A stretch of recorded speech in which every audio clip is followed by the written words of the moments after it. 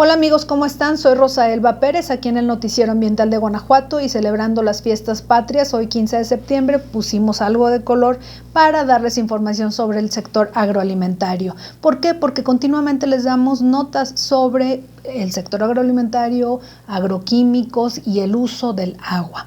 Bueno, la información que les estamos manejando aquí es de la UNAM, de Conagua, y un reportaje de la revista Proceso.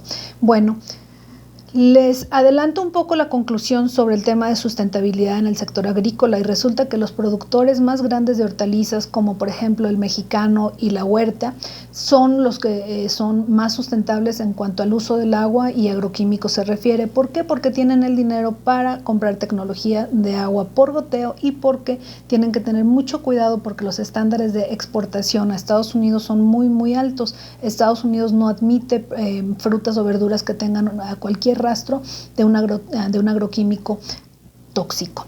Bueno, en México la manera en que se administra el agua es a través de unas cosas que se llaman los distritos de riego. Los distritos de riego son áreas geográficas predefinidas por el gobierno, para el uso de riego agrícola.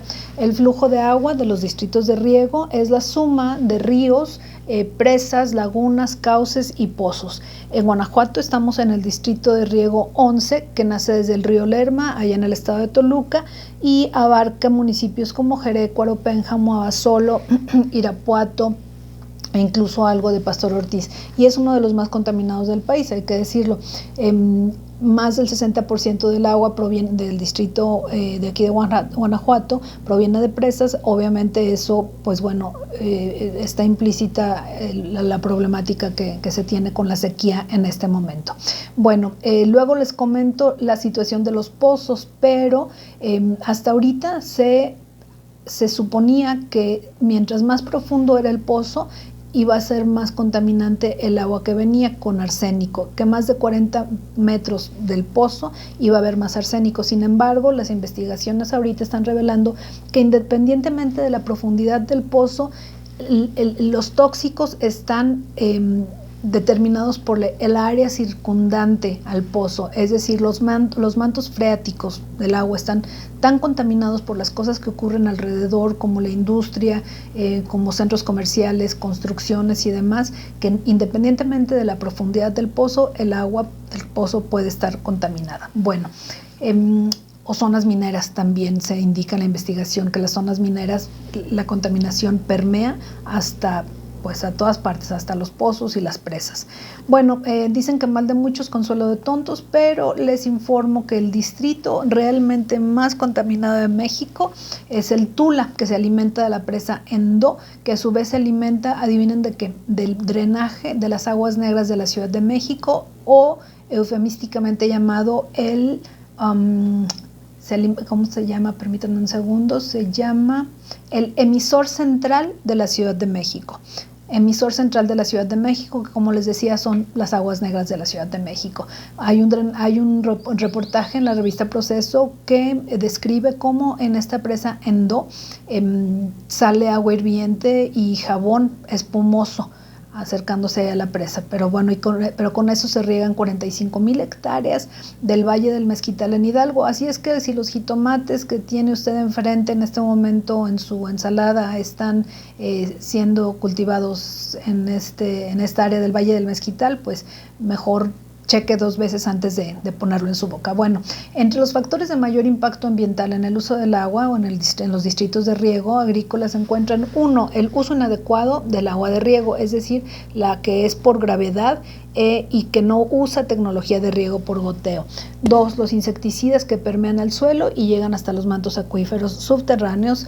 3, los agricultores pequeños, que son muchos y sumados no se dan cuenta del daño que pueden estar causando en cuanto a la disponibilidad del agua, porque al ser pequeños productores pues no utilizan tecnologías de riego por goteo.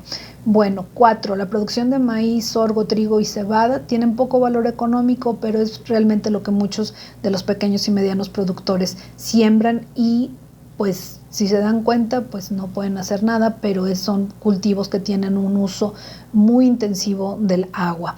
Bueno, y que la tierra no se deja descansar ni siquiera por 6 meses, un año. ¿Por qué? Porque la necesidad económica es mucha para los productores y pues no se pueden dar el lujo de dejar de sembrar.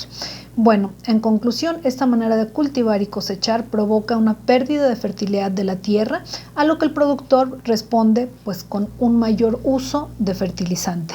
En cambio, como les decía, los grandes productores guanajuatenses de hortalizas, que son el Mexicano y La Huerta, pues tienen unos estándares de producción mucho más altos. Bueno, ¿qué sembramos aquí en Guanajuato? El 80% de los productores se restringen a maíz, sorgo, trigo y cebada, y en menor proporción alfalfa, frijol, lechuga, brócoli, garbanzo. La familia de los berries es punto y aparte. En cuanto al agua, en cuanto a la producción y en cuanto a la exportación. Bueno, ¿qué pasa con los esquilmos o la paja, los residuos de la cosecha? Se producen 45 millones de toneladas al año de rastrojo de paja en México.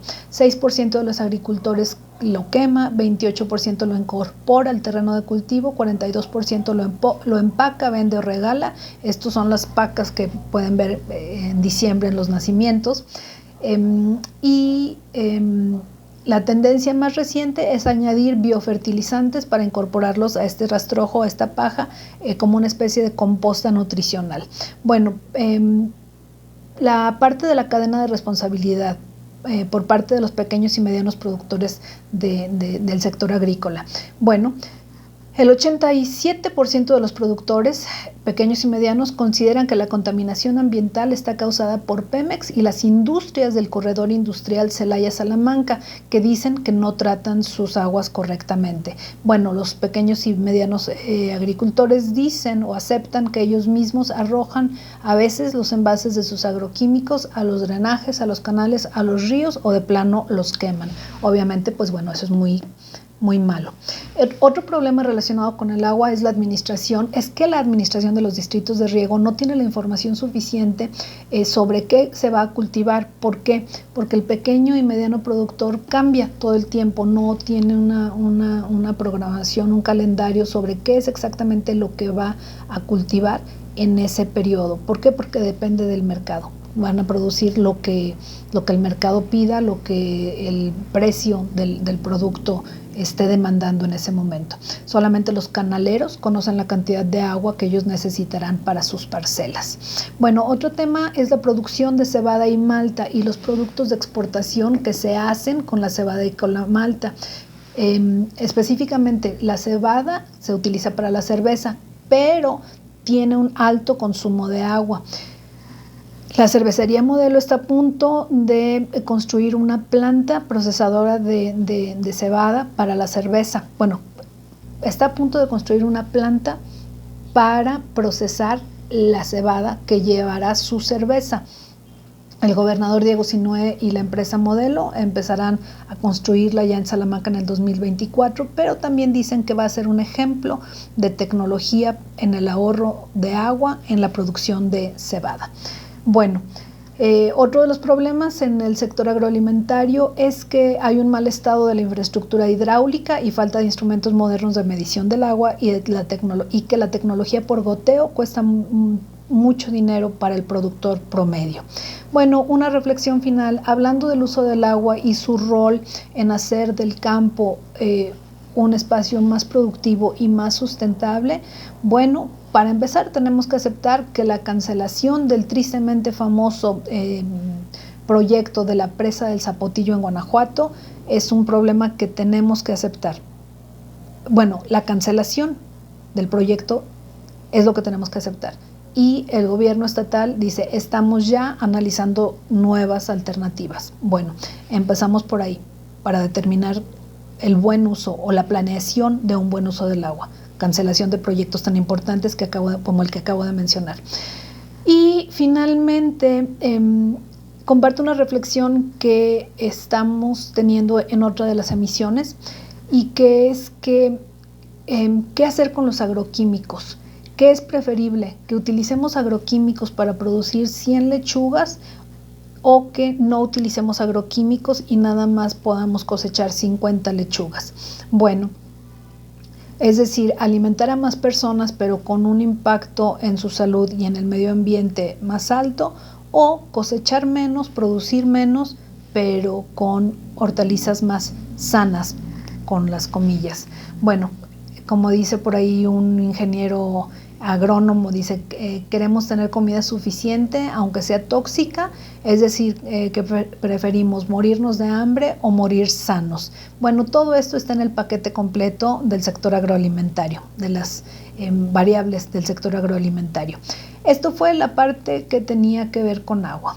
Bueno, muchísimas gracias y recuerde que el sector agroalimentario es muy importante para el país. Sin maíz no hay país, y que los mexicanos, los ciudadanos de a pie, tenemos que tener en mente 3 cosas, siempre recordarlas a la hora que tenemos un plato de frutas y verduras y de carne enfrente de nosotros, que tenemos que haber escogido, o bueno, las empresas a quienes les compramos todas estas frutas, verduras, hortalizas, carne, deben haber escogido muy bien sus fertilizantes, deben haber estudiado muy bien los herbicidas que hayan utilizado, y que se debe dar un mejor financiamiento para la compra de tecnología de riego por goteo.